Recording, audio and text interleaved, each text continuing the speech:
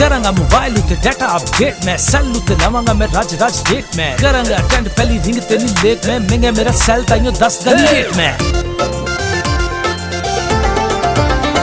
मैनू टच वाला ले दे मोबाइल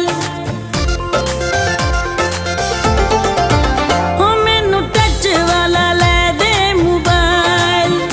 देखा ओदे विच तेरी प्रोफाइल ते बैके जुत्ते गल्लां करिए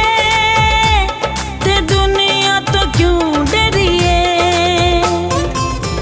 ओ मैनू टच वाला ले दे मोबाइल